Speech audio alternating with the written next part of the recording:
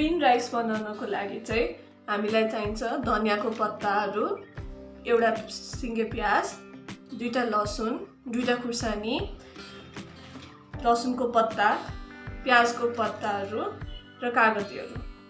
अब हामी यिनीहरू सबैलाई काटेर ब्लेन्ड गर्न खोज्छौँ।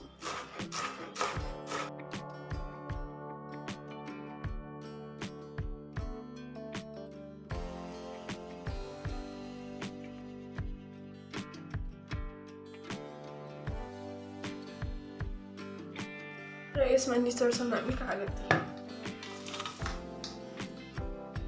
अब यो सबलाई हामी ब्लेन्ड गर्छौँ।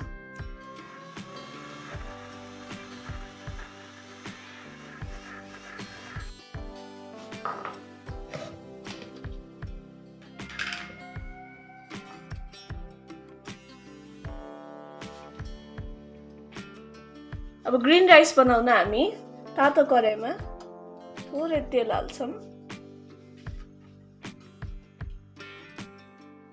र यो भर्खर बनाएको पेस्ट त्यही तेलमा हालिदिन्छौँ।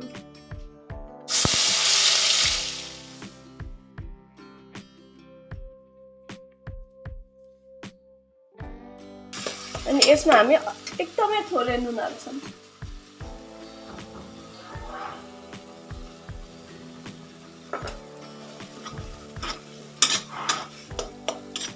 र यसमा हामी चिसो भात हाल्छौँ।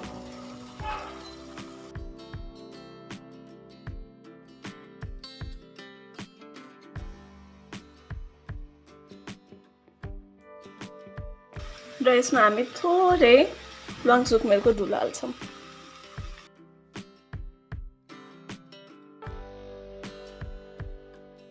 र हाम्रो ग्रीन राइस रेडी भयो। यसलाई हामी कुनै पनि भेज या चिकन करीहरू, फिस करीहरूसँग खान सक्छौँ।